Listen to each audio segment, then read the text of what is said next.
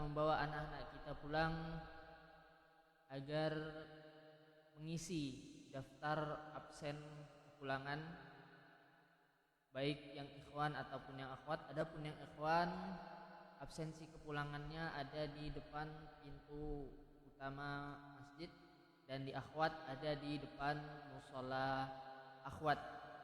Dan juga absensi ini hendaknya nanti diisi ketika mengantarkan kembali anak-anaknya kembali ke ma'had ini, agar di situ bisa kita ketahui bahwasannya kapan anak ini dijemput oleh orang tuanya pulang dan kapan diantarkan kembali ke ma'had. Karena kami pihak ma'had juga telah menentukan waktu akhir pengantaran anak-anak kembali ke ma'had. Baik Bapak Ibu yang dirahmati oleh Allah Subhanahu wa taala, insyaallah hari ini sama-sama kita akan mendengarkan kajian yang berjudul Ketaatan Orang Tua Modal Utama Tabligh Akbar, yang akan disampaikan oleh guru kita Al-Ustaz Rahmat Hidayat hafizahullahu taala. Baik, tanpa memperpanjang waktu, langsung saja kepada guru kita Al-Ustaz Rahmat Hidayat kami mengucapkan falyatafaddal mashkura mahjura untuk menyampaikan nasihatnya kepada kita semua pada hari ini.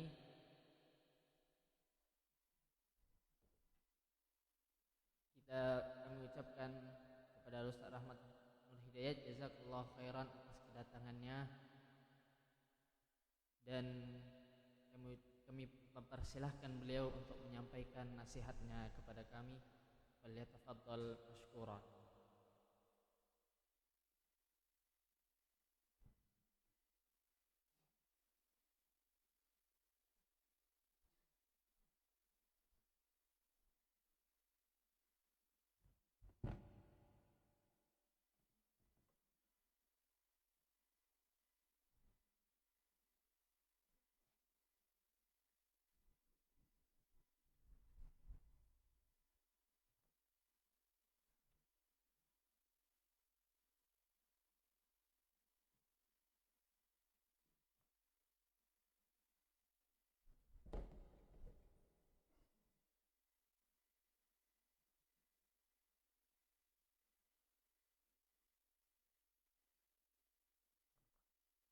Bismillahirrahmanirrahim.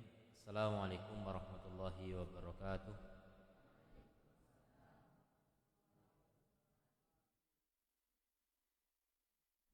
Innal hamdalillah nahmaduhu wa nasta'inuhu wa nastaghfiruh wa na'udzu billahi min syururi anfusina wa sayyiati a'malina. May yahdihillahu fala mudhillalah wa may yudlil fala hadiyalah. Asyhadu an la ilaha illallah wahdahu la syarikalah wa asyhadu anna Muhammadan abduhu wa rasuluh. Qad addal amanah wa ballagha risalah wa nasahal ummah wa jahada fillahi haqqa jihadih hatta atahul yakin. Wa tarakana ala mahajjatin bayda'a lailuha kanahariha la yazihu anha illa halik.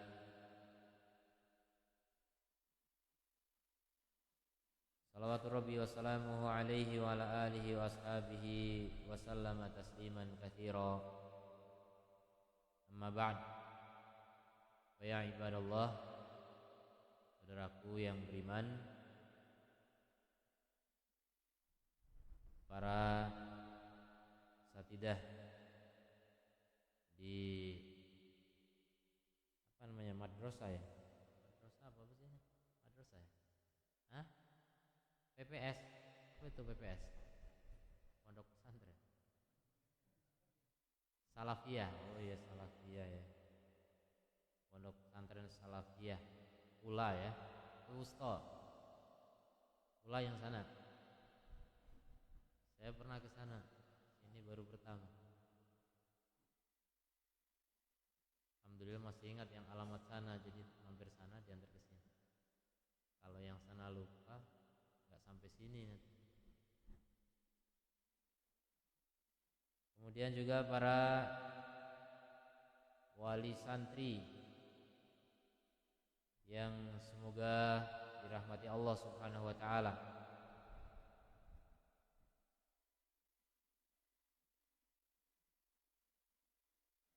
Kemudian tidak lupa juga para santri yang berbahagia apa yang bersedih hati. Semangat gak ini santri? Kalian kedinginan ya? Dingin ya? Kenapa semangat? Mau pulang? Ini habis pembagian rapot? Oh enggak. Saya enggak tahu kalender pendidikan. Kenapa pulang Ustaz? Akhir apa? Akhir bulan. Datang bulan ya.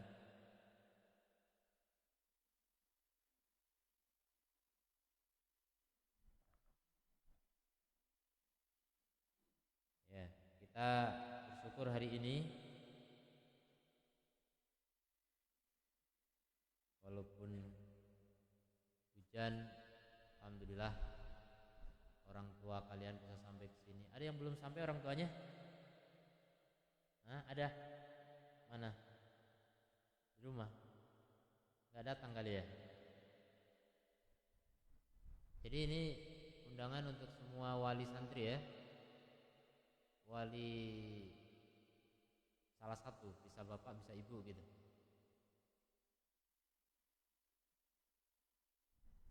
Kesempatan ini kita gunakan untuk sedikit mengupas tentang pentingnya ketaatan orang tua dalam atau pengaruhnya terhadap tabligh akbar katanya tadi. Terhadap apa? Pendidikan anak. Ya. Mic-nya kenapa? Kurang naik. Nanti terlalu keras. Ya. Turun lagi dia. Ya, turun terus.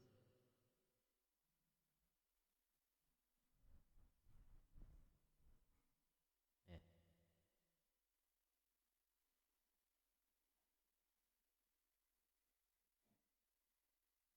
Pengaruh ketaatan orang tua terhadap pendidikan anak. Memang orang tua ini punya peran yang sangat penting ya dalam pendidikan anak. Anak itu dididik oleh siapa sebenarnya? Ya oleh orang tua. Karena Allah Subhanahu wa taala berfirman di dalam surat At-Tahrim ayat 6, ya ayyuhalladzina amanu qu anfusakum wa ahlikum naro. Wahai orang-orang yang beriman, jaga diri kalian dan jaga anak-anak kalian, keluarga kalian, termasuk anak-anak. Keluarganya kalian tuh istri, kemudian anak-anak, mungkin siapapun yang ada di rumah kalian, yang di bawah kekuasaan kalian, yang di bawah nafkah kalian, jaga mereka dari apa? Naron, dari api neraka. Bagaimana menjaga dari api neraka? Ali bin Abi Thalib radhiyallahu anhu, seorang pakar pendidikan ya beliau, pakar pendidikan dari kalangan sahabat. Beliau menjelaskan, alimuhum wa adibuhum, ajari mereka, didik mereka tentang apa? Agama ini, tentang Islam. Karena tidak ada yang bisa menyelamatkan seseorang dari api neraka kecuali Islam, kecuali iman, kecuali takwa. Nah, itu semuanya butuh kepada apa? Taklim, tadrib, takdib, ya, pengajaran, pelatihan, pendidikan, pengadaban, tarbiyah, pendidikan, semua itu dibutuhkan. Berarti ini tanggung jawab siapa? Para bapak. Aslinya begitu. Ketika para bapak tidak menunaikan tugas ini, maka ini dianggap sebagai orang tua yang belum bertanggung jawab terhadap keluarganya. Maka ini saya nasihatkan kepada anak-anakku sekalian ya, sebelum jadi bapak. Kalau yang sudah terlanjur jadi bapak, ya udah terlanjur gimana. Sebelum kalian jadi bapak, maka kalian harus bersiap diri. Tanggung jawab itu berat. Dipikul di pundak, kalau nggak kuat ditenteng. Berat pokoknya. Tanggung jawab ini berat. Ini amanah dari Allah Subhanahu wa ta'ala. Amanah ini Allah pernah tawarkan kepada langit, nggak mau. Gunung nggak mau. Abaina an yahmilnaha. Mereka semuanya nggak mau menanggung amanah dari Allah Ta'ala berupa syariat Islam. Wa hamalahal insan. Tapi berani ditanggung oleh manusia. Manusia berani menanggungnya. Kita menanggung amanah ini. Wa kanal insanu zaluman jahula. Tapi sayang sekali manusia ini banyak dolim dan bodoh. Kebanyakan manusia, tidak semua. Kebanyakan manusia itu apa?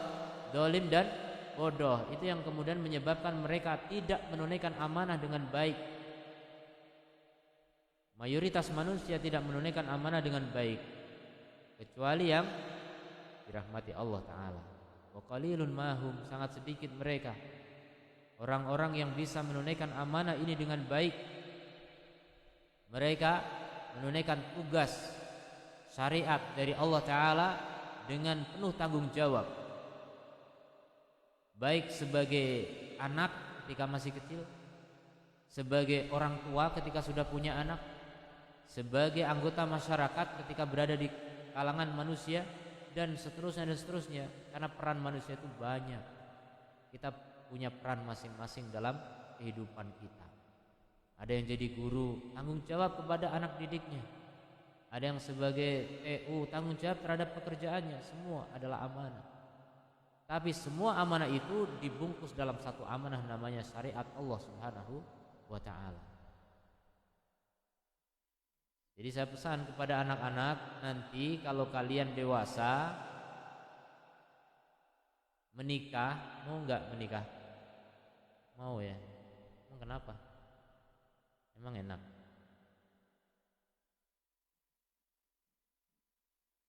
Ini ustadz-ustadz kalian belum pada menikah. Kok kalian udah mau menikah?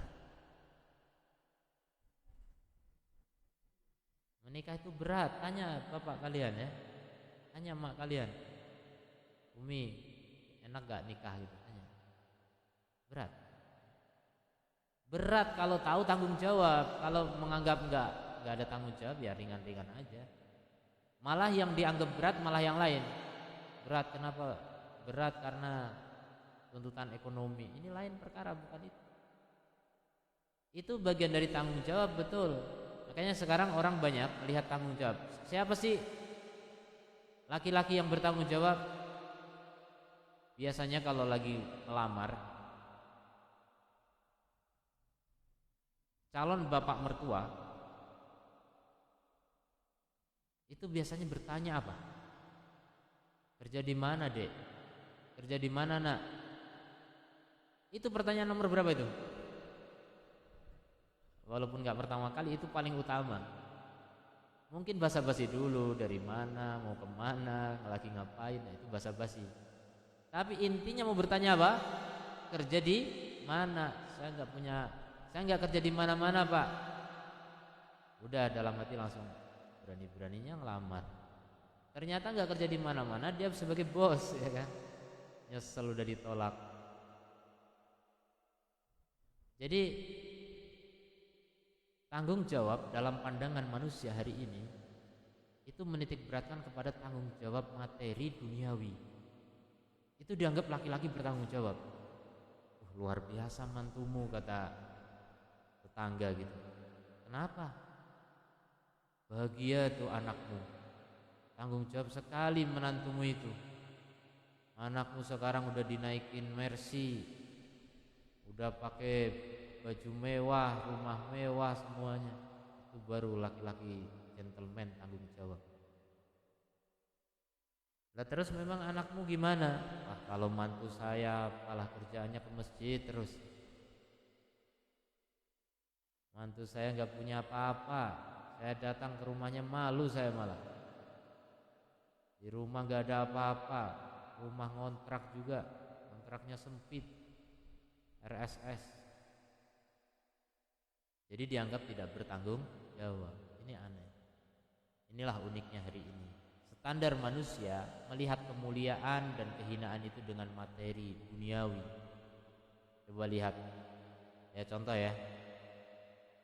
Bapak-bapak punya tetangga nggak?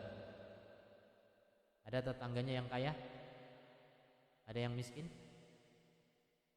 Biasanya, saya nggak menuduh siapa-siapa. Biasanya kepada yang kaya sama yang miskin kita lebih, kalau orang Jawa itu apa ya, kewuh rikuh, sungkan. Lebih sungkan ke yang mana?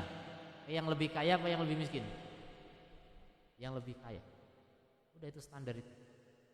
Itu kenapa? Karena kita melihat standar pemuliaan itu dengan ukuran materi duniawi. Kalau orang itu lebih kaya, harus kita lebih muliakan. Kalau orang lebih berkedudukan, harus kita muliakan. Tapi kalau gembel, ya, kayak kambing gembel ya, itu enggak dipandang. Mandang pun sebelah mata, ditutup mata satu. Jadi meremehkan. Padahal belum tentu yang lebih kaya itu lebih bertakwa, dan yang gembel ini lebih jahat, belum tentu. Yang kaya raya bisa jadi hasil korupsi, yang dianggap gembel ini hartanya murni halal, halalan thayyibah. Di sisi Allah Subhanahu wa taala bisa jadi yang miskin apa, yang tidak punya apa-apa itu lebih mulia. Kenapa? Ukuran kemuliaan di sisi Allah, Pak. Anak-anak sekalian, saya coba tanya kalian. Allah punya standar kemuliaan. Apa standarnya? Orang mulia menurut Allah itu yang bagaimana? Yang paling mulia, yang paling bagaimana? Coba jawab, angkat tangan. Pulang duluan. Ya, asanta. Siapa namanya? Apa? Fatih. Allah, membuka pintu langit. Takwa. Inna akramakum indallahi atqakum. Sungguhnya yang paling mulia di antara kalian di sisi Allah adalah yang paling bertakwa. Jadi kalau orang itu paling bertakwa, paling mulia di sisi Allah, maka kita pun begitu mestinya. Kita kalau mau memuliakan orang itu dilihat ketakwaannya, jangan dilihat hartanya. Jangan dilihat dompetnya. Lihat dompetnya antum dikira maling. Jangan dilihat status sosialnya, jangan. Itu cara pandang yang islami. Yang cara pandang kita akan dinilai pahala oleh Allah. Jadi jangan dikira cara pandang itu enggak ada nilainya ya. Itu pahala. Itu amal. Itu dikenal dalam Islam dengan istilah al-wala wal bara. Cinta dan benci karena Allah Subhanahu wa taala. Jadi kalau kita cintanya karena Allah, benci juga karena Allah, maka standarnya adalah menurut Allah taala. Kalau menurut Allah yang paling dimuliakan, yang paling Allah muliakan, yang paling bertakwa, begitu juga kita. Jangan sampai kita lebih muliakan orang kaya padahal dia penjahat, kemudian meremehkan orang yang lebih miskin padahal dia lebih bertakwa. Ini kita melanggar hukum Allah Subhanahu wa taala. Jangan harap kita mendapat ridha Allah, dicintai Allah kalau cara pandangnya seperti itu. Jadi banyak sekarang orang melihat kesuksesan dan kemuliaan, tanggung jawab itu dilihat dari segi materi duniawi. Materi duniawi. Sebaliknya, sisi spiritual, imateri, ukhrawi itu jarang diperhatikan oleh manusia. Makanya kita kembali kepada ayat tadi, ku anfusakum wa ahlikum nar. Jaga diri kalian dan keluarga kalian dari api neraka. Ini artinya apa? Bagi Allah, laki-laki yang paling bertanggung jawab adalah yang paling bisa melindungi keluarganya dari api neraka. Itu baru laki-laki hebat, gentleman betul. Laki-laki hebat menurut Allah bukan laki-laki yang pandai memfasilitasi kepentingan duniawi semata. Dia bisa bikin rumah mewah, istana megah, mobil mewah, pokoknya serba leks. Anaknya dibikin senang, pokoknya apapun keinginannya dituruti. Gak usah main ke PS, rumahnya ada PS sendiri. Itu anak senang punya orang tua begitu, ya enggak? Anak tetangga iri, seneng ya kamu, bapakmu kaya raya, punya apapun yang kamu minta, bahkan gak diminta pun dikasih. Itu dikiranya tanggung jawab. Salah besar. Ini salah besar. Kenapa? Karena tidak menggunakan standar Allah Subhanahu wa taala. Allah yang Maha tahu tentang kehidupan ini. Allah menciptakan kita, Allah yang mengatur kehidupan kita, karena Allah tahu mana yang paling maslahat untuk kita manusia. Tidak ada yang lebih maslahat bagi kita melebihi apa yang Allah tetapkan. Allah Maha tahu, sementara kita tidak tahu. Wallahu ya'lamu wa antum la ta'lamun. Allah Maha tahu, kamu tidak tahu. Jadi yang menurut kita baik belum tentu baik kalau Allah tidak anggap baik, ya. Makanya jangan menjadikan segala sesuatu standarnya hanya pakai akal kita semata. Standar kebaikan itu adalah agama Allah. Standar tanggung jawab juga agama Allah. Nah, ngomong-ngomong soal tanggung jawab seorang laki-laki, suami atau bapak, maka penting sekali untuk menjadikan visi dan misi dalam berumah tangga itu ini. Apa visinya? Jadi rumah tangga itu harus punya visi dan misi. Visinya apa? Kamu menikah itu mau apa? Ya, saya pengen punya keturunan, bagian dari misi dan visi. Tapi enggak semua itu. Terus kalau punya keturunan kenapa? Ya, saya pengen menikmati hidup yang bahagia, pengen sejahtera, pengen bergembira, punya anak, punya istri, nyaman, sejahtera di dunia, kemudian sampai di surga. Nah, itu juga visi. Tapi bagaimana nanti aplikasinya dalam kehidupan? Misinya seperti apa? Apakah betul orang yang punya visi bahagia dunia akhirat itu betul-betul bisa mewujudkan visinya? Bisa diaplikasikan dalam misi-misinya? Ini harus dikoreksi ya, masing-masing kita. Ini menjadi bahan pertimbangan yang paling penting. Jadi seorang ayah itu harus mengetahui bahwa kewajiban paling penting dalam berumah tangga adalah menjaga anak dan istri dari api neraka. Jangan sampai mereka terjerumus ke dalam neraka. Kalau ada yang masuk neraka, maka orang tuanya akan bertanggung jawab. Jadi kalau anak masuk neraka, dipanggil, mana bapak? Tanya bapaknya, kenapa ini masuk neraka? Kamu mendidik dia atau enggak?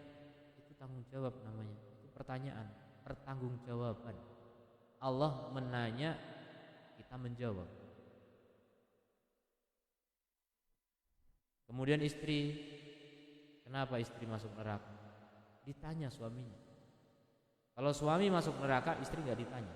Itu enaknya jadi istri. Tanggung jawabnya ringan, karena istri cuma bertanggung jawab terhadap apa? Terhadap anak, enggak terhadap suami.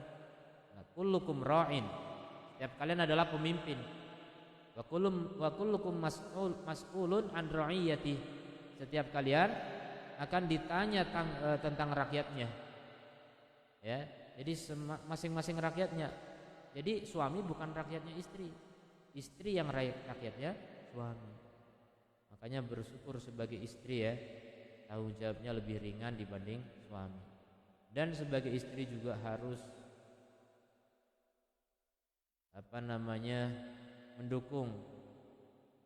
mendukung suaminya agar sukses sebagai suami. Bantu suaminya dalam menunaikan tanggung jawab yang berat ini. Bagaimana caranya agar bisa menunaikan tugasnya dengan baik. Jadi itu yang dikatakan oleh Allah Subhanahu wa taala dalam ayatnya. Kemudian Allah Subhanahu wa taala juga berfirman di dalam surat Al-Kahf tentang kisah perjalanan Musa menuntut ilmu dari Khidir. Kemudian di akhir perjalanan ketika Musa melanggar 3 perjanjian ya, artinya satu perjanjiannya jangan nanya gitu, tapi beliau nanya sampai 3 kali, akhirnya tidak diizinkan untuk melanjutkan menuntut ilmu. Kemudian akhirnya dijelaskan oleh Khidir. Kata beliau, wa amal jidaru, adapun tembok, bahkan ali gulama ini, jadi ada tembok di satu kampung mau roboh ditegakin.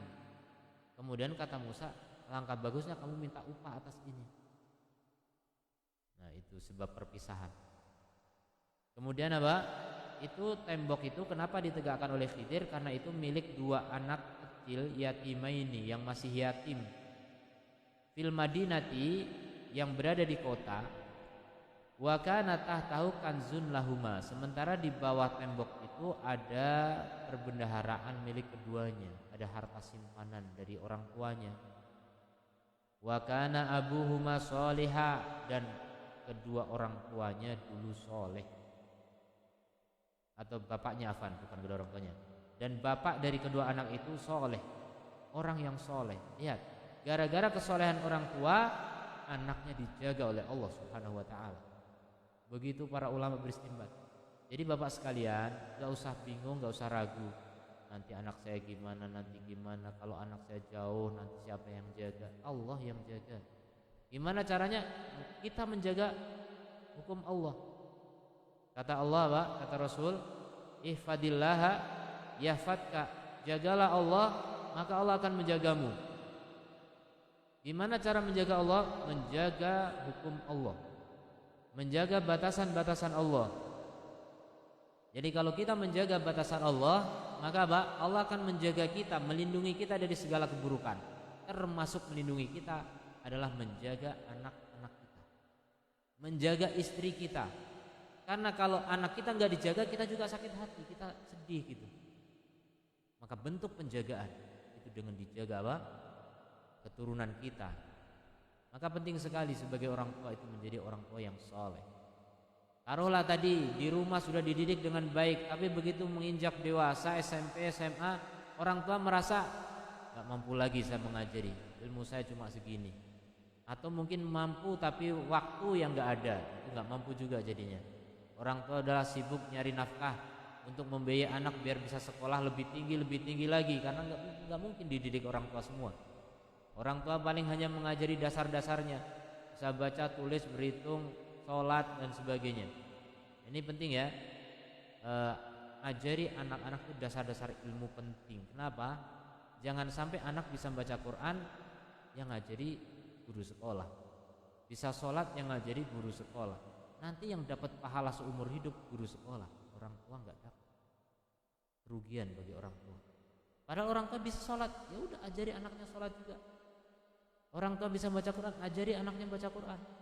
Karena kalau cuma dipasrahkan ke orang, ya dapat pahala memasrahkan karena dia ngasih SPP, bayar juga ada pahalanya di situ. Tapi pahala mengalirnya, pahala sholat, si anak setiap sholat itu yang dapat pahala adalah yang ngajari sholat, yang ngajari sholat langsung.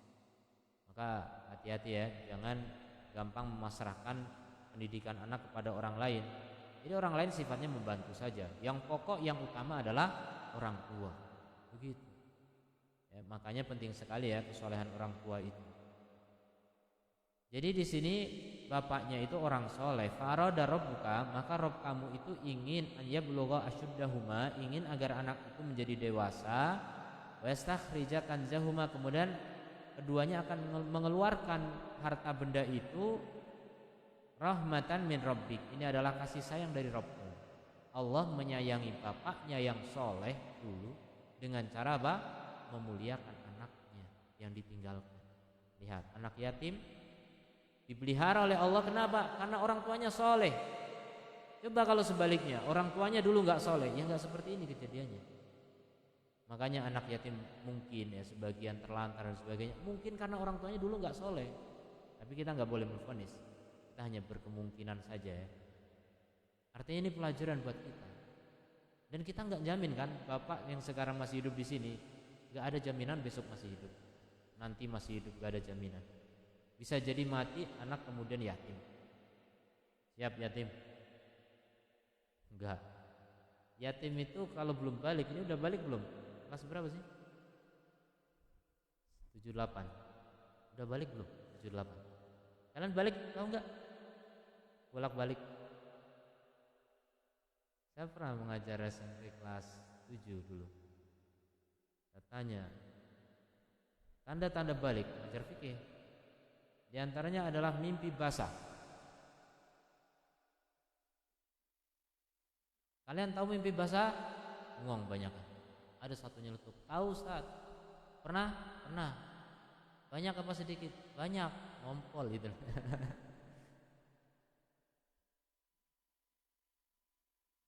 Ya nggak tahu mimpi basah. Ngompol dikira mimpi basah. Ini sudah balik belum? Saya tanya kalian. Sudah balik belum? Hah? Malu ya? Nggak tahu. Sudah balik belum? Belum. Oh jawab sana. Mak sama bapaknya nggak tahu anaknya balik atau belum. Tanya nggak? Ditanya nggak? Tanya. Itu perkembangan anak. Karena kalau sudah balik, sudah wajib. Apa yang wajib nggak bisa ditinggalkan lagi. Kalau belum balik mungkin ya kewajiban memang belum mukallaf. Kalau sudah balik itu udah tanggung jawab. Dan kalau sudah balik itu artinya sudah dewasa. Jadi ketika orang tuanya mati itu nggak disebut yatim lagi kalau sudah balik, itu maksudnya sudah dewasa. Kalau orang dulu begitu anaknya balik langsung dinikahkan. Imam Syafi'i gitu, punya anak balik nikahkan. Banyak ulama lain begitu zaman dulu ya, usia 15 tahun. Orang dulu baliknya agak terlambat ya, anak sekarang lebih cepat, nggak tahu kenapa, hormonnya mungkin lebih cepat balik sekarang. Makanya terlalu cepat baliknya, kedewasaannya terlambat akhirnya. Belum dewasa. Coba anak sekarang kan gini-gini masih main kelereng, mainan apa sih anak sekarang saya nggak tahu. Kalau orang dulu SD itu udah bisa menangani pekerjaan orang tua, masak dan sebagainya. Kalau perempuan, laki-laki juga. Saya ingat, saya orang kampung juga dulu, jadi tahu pekerjaan orang kampung. Saya angon kerbau, angon kambing, angon tahu angon, gembala. Saya kawan-kawan saya juga begitu. Jadi orang tuanya ke sawah, nanti di rumah anak SD itu udah nyiapin masakan buat orang tua pulang udah siap masakan. Saya nggak tahu, saya lihat-lihat, saya belajar juga. Nah yang kayak gitu saya kira di kota nggak ada. Orang kota mana ada anak SD suruh kerja, nggak ada. Sampai SMP pun nggak kerja. Anak sekarang. Kalian kota atau kampung? Kota Batam. Ini parah sebenarnya. Pendidikan yang seperti ini nih membuat generasi mendatang itu menjadi generasi yang tidak tahan banting. Makanya kalau orang tua mati langsung lepok-lepok anaknya. Nggak ngerti bagaimana melanjutkan kehidupan, kecuali ada yang nanggung yang lainnya. Makanya ini pesan saya bagi para bapak sekalian, bukan mendoakan mati ya, tapi mati itu nggak tahu kapan. Seandainya mati, anak kita dijaga oleh Allah. Gimana caranya? Jadi orang soleh. Jadilah orang soleh, orang tua soleh, anak pasti dijaga oleh Allah. Gak usah khawatir nanti anak saya jadi nakal dan nggak bakal. Kalau orang tuanya soleh, insya Allah anak akan dijaga oleh Allah Subhanahu wa Ta'ala. Jadi gitu. Ini rahmatan min rabbika, adalah rahmat dari Rabb kamu. Wa ma fa'altuhu an amri, dan aku tidak melakukan itu dari urusanku, kata Khidir. Itu semuanya adalah wahyu dari Allah Ta'ala. Dari kata wilu malam pasti alaihi sobro, itulah penafsiran dari apa yang kamu tidak bisa sabar tadi.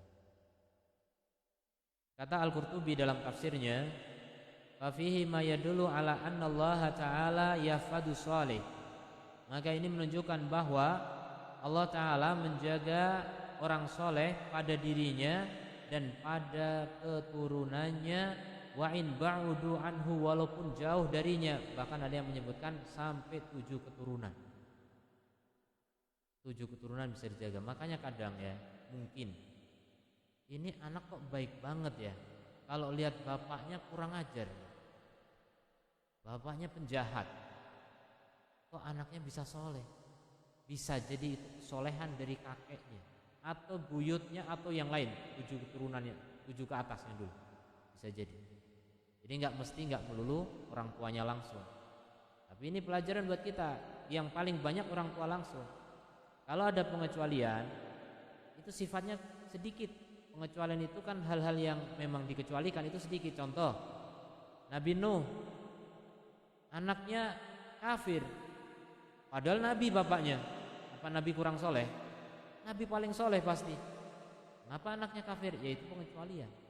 Itu ujian, dan itu sebagai pelajaran bagi kita semuanya. Artinya walaupun semaksimal apapun orang tua mendidik anaknya, tetap saja kalau Allah berkehendak lain ya lain. Cuma Nabi Nuh nggak salah dengan itu gitu. Tapi secara umum, kaidah umum, kalau orang tuanya soleh pasti anaknya akan ikut soleh. Dan ini sudah terlalu banyak buktinya. Makanya Allah ikutkan ya. Dalam Al-Quran Allah mengatakan, waladina amanu, dan orang-orang yang beriman, wattaba'athum dzurriyyatuhum, dan kemudian diikuti oleh keturunan mereka. Jadi iman itu bisa menular kepada keturunannya, diikuti oleh keturunannya. Kalau bapaknya beriman, anaknya kemungkinan apa? Beriman. Anak bapaknya soleh, anaknya soleh. Itu udah aturan bakunya begitu, walaupun ada pengecualian sedikit. Jangan nyari yang kecuali ya, jangan mau yang kecuali. Kita cari yang bakunya, yang aslinya. Jadi orang tua soleh, anaknya soleh, nanti cucunya juga soleh dan seterusnya. Makanya ada, kalau di Saudi misalnya sekarang ada keluarga Al-Syekh namanya, keluarganya Syekh. Siapa itu maksudnya? Seperti menteri Menteri Agama di Saudi, kemudian ketua fatwa MUI-nya sana, itu semuanya Al-Syekh belakangnya, keluarganya Syekh. Ini namanya Syekh siapa? Syekh Muhammad bin Abdul Wahab. Jadi Syekh Muhammad bin Abdul Wahab itu dari keturunan orang soleh juga, ulama. Keturunannya juga ulama, rata-rata jadi ulama. Sementara Al-Saud dulu Muhammad At-Tamimi dengan Al-Saud itu kerjasama, yang satu ulama, yang satu umaro. Maka keturunan ini ulama semua, keturunan yang ini juga umaro rata-rata. Jadi begitu. Makanya ada pepatah kita mengatakan apa pepatahnya? Buah buah tidak jatuh jauh dari pohonnya. Tuh. Buah jatuh tidak jauh dari pohonnya. Buah jauh tidak jatuh dari pohonnya. Pokoknya gitulah, paham maksudnya kan? Jadi seperti itulah anak kita. Siapa kita, begitulah anak kita. Makanya guru-guru ini kadang-kadang bisa menilai orang tua gitu. Oh ini model santri begini, kita tahu. Orang tuanya pasti begitu, gitu. Nggak memastikan banget sih, kira-kira lah begitu. Tergambar. Ini anak kok disuruh ngafal males, oh ini kok ini. Itu tergambar orang tuanya bagaimana, tapi ya nggak mesti ya, nggak boleh memastikan juga. Ya karena ada pengecualian itu, barangkali pengecualian semua gitu, nggak tahu juga ya. Pengecualian semua. Ini anak-anak kok pada nggak beres ini gitu, susah diatur semua. Pantes orang tua, oh enggak, orang tuanya soleh semua, ini pengecualian ini.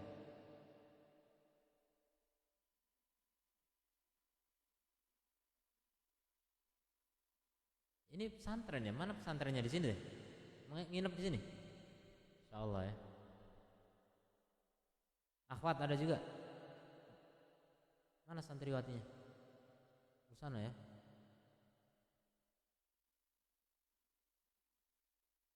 Insyaallah. Saya pernah yaitu ngajar SMP di 2 kota yang berbeda. Saya pernah punya pengalaman ngajari anak-anak untuk sholat tahajud misalnya. Kita ingin merutinkan sholat tahajud, karena tahajud itu juga perlu dilatih ya. Itu ketahuan kok anak yang gampang sama yang susah. Ya saya tanya juga, kamu kenapa kok gampang tahajud? Ya, soalnya dulu sering dibangunin bapak juga. Wajar, pasti. Jadi kita bisa nyimpulkan pasti itu orang tua berpengaruh. Saya punya kawan dulu juga ketika belajar ya, ketika saya belajar. Oh ada kawan ini dari Purwokerto, rajin banget tahajud. Yang lain-lain ya tahajud kadang-kadang enggak. Ini ada satu rajin banget, masya Allah. Ya, akhirnya tersingkap juga cerita, memang dari ibu. Ibu saya itu dari dulu ngajak saya tahajud. Begitu maksudnya ya, orang tua itu masya Allah ya sangat berpengaruh kepada anak. Kalau orang tuanya nggak mau ibadah, gimana mau anaknya soleh? Ya bisa, tapi pengecualian ya. Orang tua yang nggak baik, anaknya kalau baik, pengecualian lagi. Apakah hukum pengecualian yang jadi lebih dominan gitu? Jadi jangan menunggu keajaiban. Kalau kita betul-betul ingin anak kita baik seperti apa yang kita inginkan, kita mulai dari orang tua dulu. Ya, terutama juga paling minimal setidaknya adalah dengan doa-doa ya. Ya tadi kalau Allah mengatakan alhaqna bihim dzurriyyatahum, kami ikutkan kepada mereka keturunan mereka. Maksudnya diikutkan kemana nih? Diikutkan ke surga. Jadi bisa jadi anak, cucu, cicit dan seterusnya masuk surga gara-gara orang tua dulu. Orang tua soleh, orang tua beriman, taat pada Allah, keseret saja mereka. Tapi ketika orang tuanya itu beler itu tuh, sembrono, kurang ajar pada Allah, nggak nurut sama Allah. Mungkin dia kalau di masyarakat takut sama orang, sopan santun, tapi sama Allah nggak takut. Itu ada tipe manusia begitu. Kalau ke orang runduk-runduk takut, ke Allah nggak takut sama sekali. Ini tipe manusia paling hina ini. Udah hina, nggak taat sama Allah, sama orang akhirnya hina, dia merunduk takut sama orang. Dihinakan oleh Allah Subhanahu wa taala. Kalau orang itu beriman pada Allah, nggak perlu menghinakan diri pada manusia, nggak perlu, bahkan dia akan dimuliakan manusia. Ya. Ini anak-anak kita nih, kalau betul mereka menuntut ilmu dengan baik, dengan berkat kesolehan orang tuanya. Jadi ketahuilah bapak sekalian dan ibu juga ya. Ini pokoknya saya ngomong ke bapak, ibu masuknya. Kalau anda di rumah rajin ibadah, rajin sholat, rajin mendoakan anak, gak cuma sholat 5 waktu. Sholat 5 waktu kalau laki-laki di masjid, kemudian di rumah tahajud, duha, macam-macam sholat ibadah dilakukan. Rajin baca Quran, rajin mendoakan anak itu, gak usah ragu, anak akan menjadi orang yang hebat insyaallah. Dan itu serius. Pernah ada satu pesantren juga di Jawa, itu heran, ada satu santrinya ranking 1 aslinya harusnya, tapi nggak jadi gara-gara jeblok Al-Qur'annya. Ya kalau pelajaran umum apa semua pelajaran itu nilainya paling bagus, tapi ngapal Quran nggak bisa. Ya guru kan heran, wali kelasnya heran. Tapi wali kelas mencoba menganalisa, mencoba untuk mendiagnosis, hipotesa, mungkin begini dan begini. Akhirnya betul. Pas pembagian rapot, orang tuanya datang, ditanya, Pak, anak bapak ini luar biasa prestasinya, tapi kenapa nggak bisa ngapal Quran? Kan yang lain-lain juga hafalan juga gitu. Ini padahal aslinya yang lebih sering, ini yang hukum umum, Quran lebih gampang dihafal daripada ilmu lain. Banyak anak bisa ngapal Quran tapi nggak bisa pelajaran lain, itu yang lebih banyak. Ini malah kebalik, ini unik. Heran ini guru. Ini bapak anaknya seperti ini. Akhirnya gurunya nebak.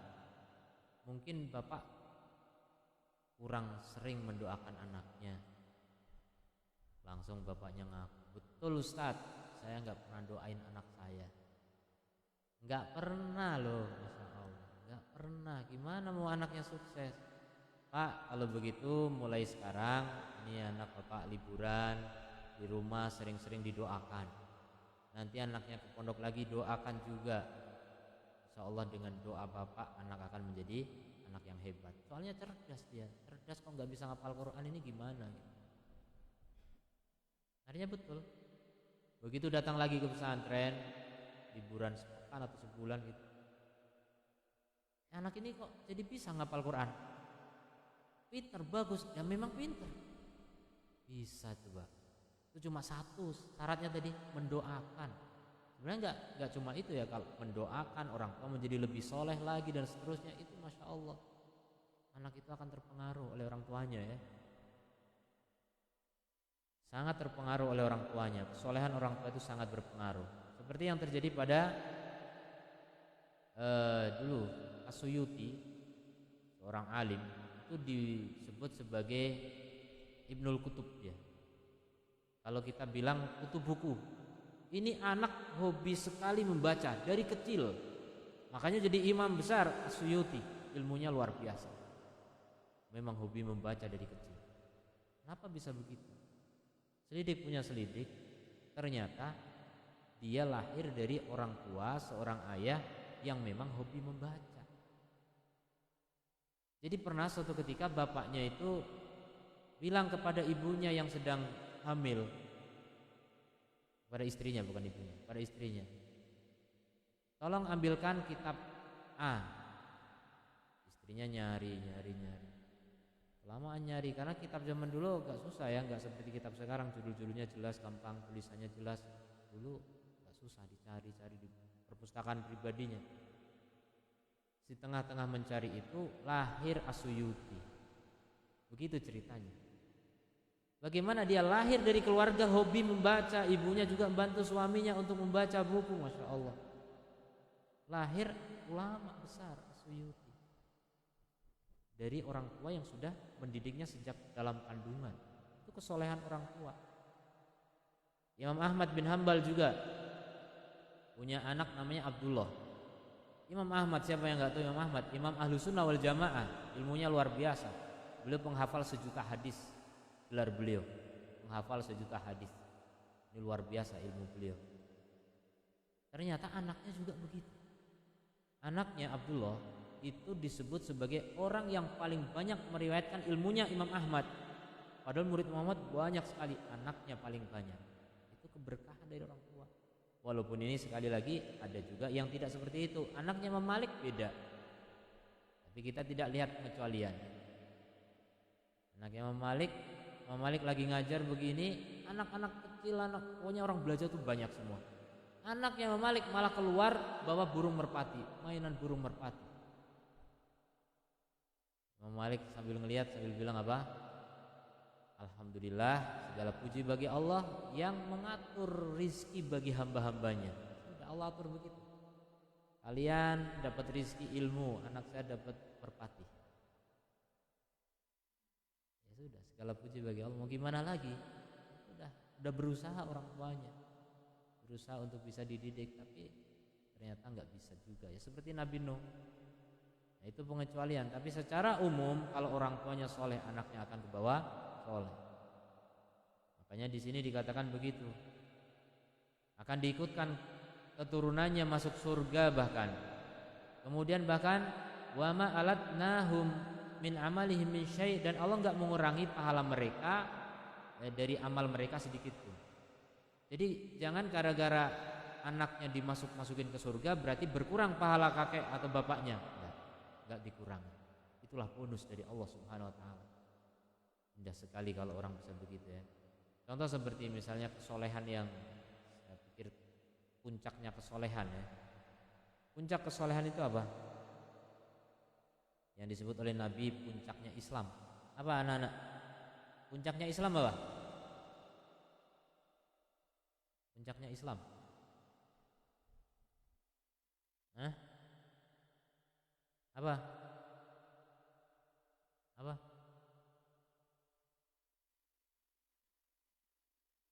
Fatih. Jihad, santah, insyaallah.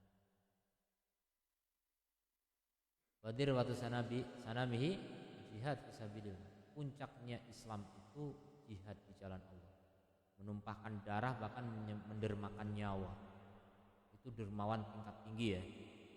Kalau kita rata-rata masih pelit untuk menyumbang nyawa, menyumbang darah aja masih pelit.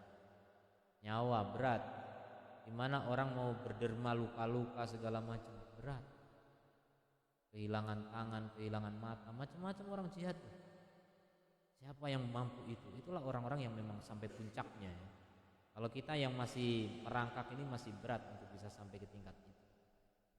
Belum berani berderma setingkat itu. Itu orang yang berani tingkat soleh paling tinggi itu, apa yang Allah berikan padanya.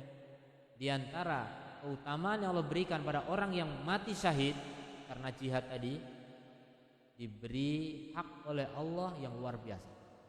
Apa haknya? Bisa menolong 70 keluarganya. Lihat. Jadi 70 ini siapa? Bisa ke atas, bisa ke bawah, bisa ke samping. Bapaknya, kakeknya, buyutnya mungkin ada, mungkin yang mau masuk neraka enggak jadi ditolong. Anaknya, cucunya, cicitnya mungkin, dan lain sebagainya. Samping berarti saudaranya, paman, bibi dan sebagainya. Bisa ditolong 70 syaratnya ya. Kalau ada yang angkat tangan, saya lagi, kamu 71 udah kelewat. 70 saja. Tapi setidaknya ini banyak atau sedikit 70 ini bisa nolong mereka gara-gara apa? Solehan. Pentingnya jadi orang soleh. Jadi jangan berpikir sering orang kan mengadakan semoga kita dapat syafaat, kita dapat syafaat. Coba lebih berpikir lebih tinggi lagi lah, jangan terlalu rendah punya cita-cita. Semoga kita bisa memberi syafaat. Itu doa sama Allah, ya Allah semoga saya bisa memberi syafaat pada 70 keluargaku. Gimana caranya ya Allah? Ya jihad. Gak usah nanya sama Allah, jihad caranya. Antum berani jihad, mati syahid, udah beres langsung. Percikan darah pertama langsung diampuni semua dosa. Langsung masuk surga padahal masih belum kiamat. Apanya yang ke surga? Ruhnya langsung ke surga. Masya Allah. Nanti disiapkan 70 bidadari. Gak usah dihitung. Itu keutamaan luar biasa. Itu kesolehan tingkat tinggi saya katakan. Kalau belum sampai tingkat itu ya udahlah. Kesolehan yang di sekitar kita dulu. Kan kita belum perang kan. Nanti kalau perang jangan lari ya. Jihad. Gak usah nyari perang, tapi kalau perang jangan lari. Karena memang perang itu sesuatu yang kodrati, sudah ditakdirkan oleh Allah Subhanahu wa taala. Gak usah bingung, gak usah cemas, perang belum terjadi udah gemetaran sekarang kan. Perang ya perang. Ya itu kan aturan Allah memang. Bukan kita ngada-ngadain perang, ya memang terjadi gitu. Artinya itu kesempatan justru. Makanya negeri Syam itu disebut negeri berkah. Palestina disebut negeri berkah. Coba kalau dipikir-pikir, ini Allah nggak salah menilai gitu. Allah gimana Allah kok salah? Orang kafir soalnya bilang gitu. Masa negeri kayak gitu dibilang berkah, perang terus. Justru itu kalian nggak paham. Berkah bagi Allah itu banyaknya orang mati syahid, itu berkah. Kalau nggak perang ya nggak ada orang mati syahid. Itu berkahnya di situ. Karena Allah melihat berkah itu bukan berkelimpahan dunia, bukan. Berkah bagi Allah itu apa? Sejahtera di akhirat. Bisa menolong banyak orang di akhirat, itu berkah namanya. Laki-laki berkah itu begitu. Dia bisa bermanfaat untuk dirinya, keluarganya, semua orang di sekitarnya. Masya Allah. Itu baru berkah namanya. Mau nggak jadi orang begitu? Anak-anak, mau nggak nolong bapak nanti di surga? Mau? Jadi penghafal Quran. Bisa. Ya, nggak cuma jihad, ya. Jihad nanti kalau ada waktunya jihad. Kalau memang Allah izinkan Indonesia tiba-tiba dijajah Belanda lagi, ya nggak usah Belanda lagi lah, pokoknya apalah. Kita jihad, Allahu Akbar, kayak dulu Bung Tomo gitu, Allahu Akbar. Antum nggak tahu ya, Indonesia itu dulu Islamnya itu kuat banget. Sampai di RRI tuh lagu tahun 50-an sampai saya hidup, saya lahir tahun 80. Itu masih disetel di RRI. Lagu apa? Allahu Akbar, Allahu Akbar, Allahu Akbar, jihad. Allahu Akbar di radio itu, yang orang tua tahu. Itu ada kata-kata jihad di situ. Ini RRI loh, Radio Republik Indonesia, bukan RII ya, RRI. Itu mengumandangkan jihad di Indonesia. Karena memang masih segar ingatan mereka dengan perjuangan kemerdekaan 45 masih belum jauh, 50-an. Jadi mental mereka mental jihad. Orang sekarang mentalnya apa? Mental TikTok. Tahu TikTok? Coba, unik sekali hari ini. Dulu laki-laki kuat itu, memanah itu, berkuda. Sekarang joget-joget. Astagfirullah. Laki-laki joget-joget. Kalian jangan ikut-ikutan. Tidak boleh. Itu laki-laki loyo. Laki-laki mental pecundang. Itu kalau tiba-tiba ada bom itu langsung lari terbirit-birit. Laki-laki mau ngapain itu juga? Laki-laki lemah gemulai sekarang banyak. Makanya di Indonesia ini marak LGBT sekarang. Banyak laki-laki bergaya perempuan itu dilaknat oleh Allah Subhanahu wa taala. Hati-hati, kalian laki-laki itu laki-laki betul. Laki-laki kok kayak perempuan. Laki itu mainnya apa? Mainnya perang-perangan. Kalau kita kecil perang-perangan, pakai pedang dari apa? Walaupun cuma daun pisang ya kan. Buat pukul-pukul lumayan itu. Tapi kita bangga gitu, kebal gitu rasanya, kebal senjata empuk ya. Dan senjata tajam. Masya Allah. Itu satria, kita dari kecil dididik begitu. Makanya di pesantren harus ada bela diri. Ada nggak? Ada ya. Itu harus ada. Dari kecil dulu dilatih bela diri. Orang-orang tua kita memang yang mendidik kita dengan cara seperti itu. Masih dekat dengan masa-masa perjuangan kemerdekaan. Masih aroma perjuangan itu masih ada. Sekarang udah rasanya aroma itu udah mulai lenyap. Anak sekarang nggak ngerti perjuangan. Sampai film G30 SPKI nggak boleh ditayangkan dan lain sebagainya. Ya biar apa? Biar anak itu nggak tahu perjuangan. Biar nanti ketika betul dijajah oleh bangsa asing nggak ada lagi perlawanan. Saya masih ingat itu Pak apa yang presiden nggak jadi Pak siapa? Yang mana presiden calon 2, yang satu nggak jadi Pak siapa? Pak Prabowo, lupa namanya. Beliau pernah ditanya, belum menteri apa pertahanan ya atau apalah. Pak gimana nih kalau Indonesia diserang Amerika? Ya kita lawan. Artinya ada mental itu. Cuma kan realistis, Pak. Kita punya apa? Kita ini senjata kurang, tentara kurang, ini kurang. Enggak, kita punya kekuatan. Apa itu? Kita punya pasukan rakyat. Kita punya perjuangan rakyat. Dulu yang memerdekakan kita siapa? Rakyat. Allahu Akbar, menang. Belanda terbirit-birit. Itu kalau dulu. Saya ragu kalau sekarang lagi tiktokan masa Allahu Akbar. Bolehlah Pak Menteri bilang begitu, tapi saya ragu dengan anak-anak sekarang. Gimana nih kiranya kalau dijajah? Enggak bisa. Ayo perang, sembunyi aja baik. Apa-apa nanti nurut aja sama penjajah, nanti dapat duit banyak. Itu antek-antek Belanda dulu masih ada nih keturunannya sekarang. Naudzubillah min dzalik. Ini bahaya seperti itu ya. Ya itu juga akibat apa? Orang tua salah didikan ya. Hati-hati ya. Sekarang di zaman kita sekarang beda dengan zaman kita dulu. Yang sudah jadi orang tua sekarang kan dulu pernah kecil. Itu beda jauh. Makanya saya pun ya merasakan beratnya didik anak. Anak saya juga baru lulus SMP. Berat sekali untuk kalau dikasih tahu, nah dulu bapak tuh begini, itu kan dulu, itu susah. Nah terus gimana? Ya sekarang beda lah. Ya beda-beda tapi kan nggak jauh-jauh amat gitu. Artinya orang kan sama, kita makan nasi sama ini. Jadi nggak mau ketika kita payakan untuk mengikuti gaya yang seperti kita lakukan, walaupun nggak sama persis ya, kita setidaknya nggak terlalu jauh gitu. Dulu kita ngapain? Dulu kita misalnya gini. Dulu bapak itu melihat kakek itu, kalau kakek itu sudah jam 9 malam itu nyuruh keluarganya semuanya tidur, kita suruh tidur. Kenapa? Karena sudah mulai dunia dalam berita. Nah itu bukan konsumsi anak-anak.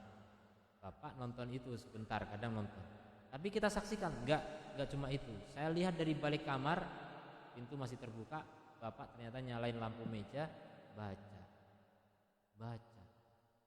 Itu saya ngelihat lagi sendiri gitu, bapak saya kebiasaan baca malam-malam. Alhamdulillah, saya merasa itu inspirasi buat saya. Akhirnya saya kecil dulu memang suka baca. Sayangnya nggak sampai sekarang, sayangnya. Sekarang suka yang lain-lain, macam-macam. Ini gangguan dunia macam-macam. Coba kalau ditekuni baca terus mungkin jadi ulama mungkin. Itu baca. Kemudian ibu saya juga guru. Jadi kalau guru ya maunya anaknya dididik. Jadi mental guru ada dibawa ke rumah. Maka ibu saya sering bawakan dari sekolah, minjem gitu. Dari perpustakaan saya sering dibawain buku-buku bacaan. Memang banyak yang fiksi, tapi fiksi yang membangun, dipilih sama ibu, fiksi yang membangun gitu. Walaupun saya nggak anjurkan kalau sekarang nggak usah. Cuma ini saya ingat aja, bawain buku ini.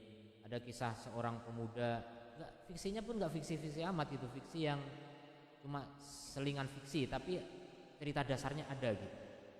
Ada seorang pemuda yang dia lulusan Gontor gitu kan, dia tiba-tiba di suatu kampung khotibnya nggak datang, kemudian panik takmir masjidnya, siapa yang bisa khutbah? Akhirnya ada pemuda gondrong ini tiba-tiba maju, dia khutbah tanpa teks, bagus sekali. Nah ini yang bercerita itu anak kecil, cerita terus nanya-nanya gimana.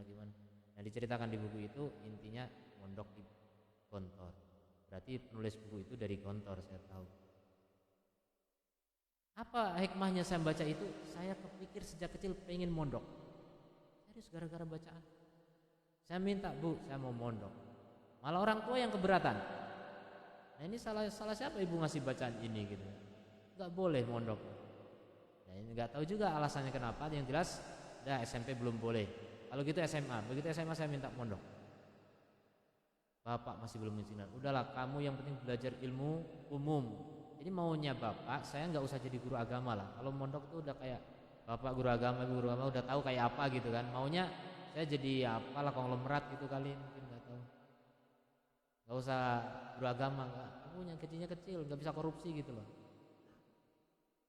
Jadi ya saya nggak nuduh begitu, tapi bahwa saya maunya saya jadi orang yang lain, jangan agama-agama terus gitu. Akhirnya saya sekolah di sekolah umum, SMA umum, padahal saya pengennya agama, nggak bisa. SMP juga umum, padahal pengennya MTS waktu itu, nggak bisa juga, nggak boleh malah, padahal orang tua saya guru agama dua-duanya. Kemudian baru saya mensyukuri itu setelah saya kelas 3 SMA. Alhamdulillah saya dulu nggak jadi mondok. Kalau saya jadi mondok, saya jadi kiai NU. Karena pondokan orang tua kami ya, dulu orang tua kami mondok semua, dua-duanya di pondok NU. Saya pengennya mondok ke situ juga waktu itu, alhamdulillah nggak dikabulkan. Kalau jadi saya nggak ngajar kalian di sini, entah di mana itu, sedang Maulid Nabi mungkin, tahu lah. Yang jelas itu contoh ya, bagaimana anak itu bisa terinspirasi oleh apa yang dilakukan orang tuanya. Jadi kalau orang tua itu suka baca, anak pasti akan ke bawah. Orang tua suka baca Quran, anak pasti ke bawah. Jadi jangan menjadi NATO ya, not action talk only. Orang tua banyak yang begitu. Nak, pergi ke masjid. Lah bapak udah pernah. Udah pernah gimana?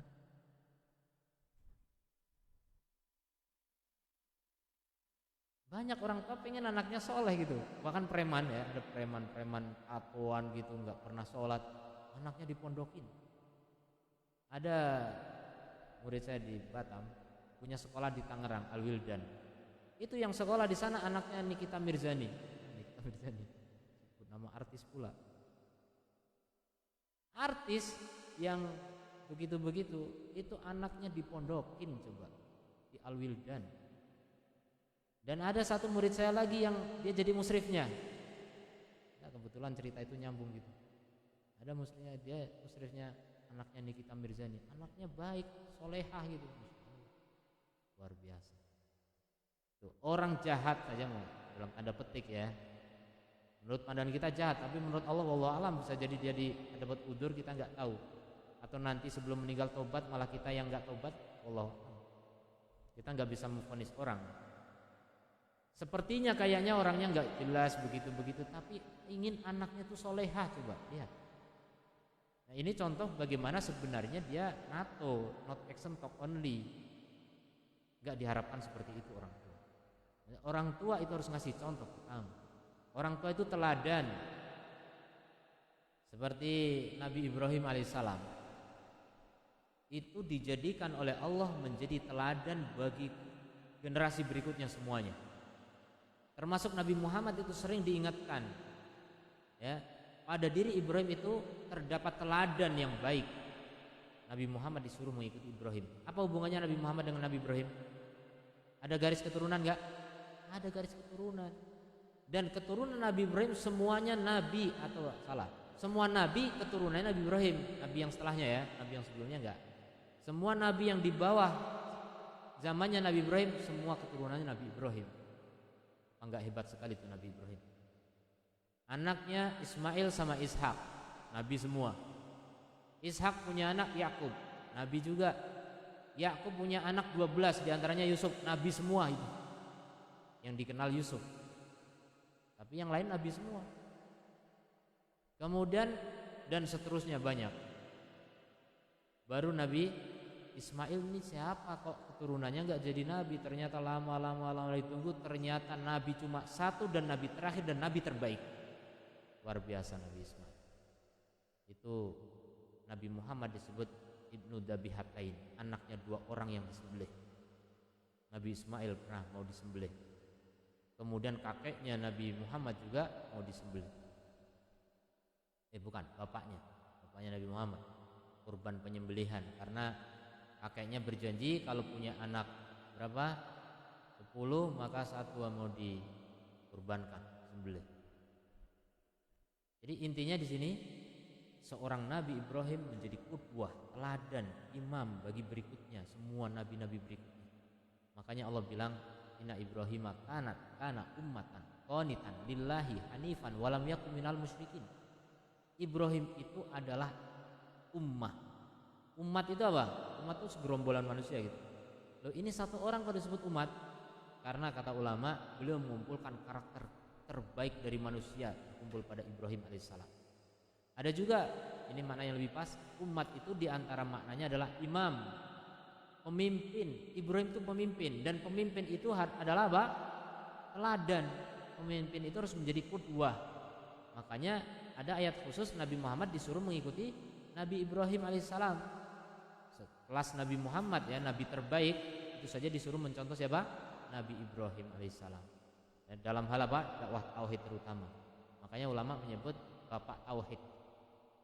Jadi yang begitu gigih dalam mendakwahkan tauhid itu Nabi Ibrahim. Padahal semua nabi dakwah tauhid, cuma yang kisahnya paling fenomenal ya, kisahnya paling banyak tentang perjuangan beliau dalam mendakwahkan tauhid, luar biasa Nabi Ibrahim.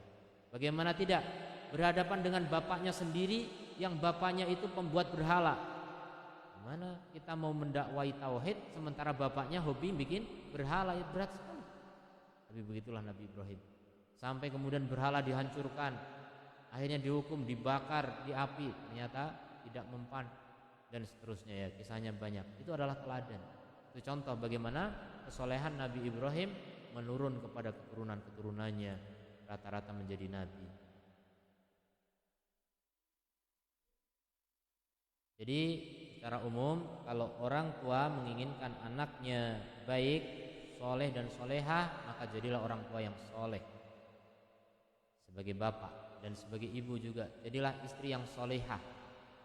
Solehah artinya taat kepada suami, taat kepada Allah, dan juga tanggung jawab terhadap orang-orang yang di bawah kekuasaannya. Yaitu apa? Hartanya suami dan anaknya suami. Itu adalah tanggung jawab seorang wanita. Solehah, jadilah wanita solehah. Rajin tahajud, rajin berdoa, rajin mendoakan anaknya, rajin puasa. Pokoknya apapun yang bisa dilakukan silakan. Mumpung masih hidup, nanti kalau sudah mati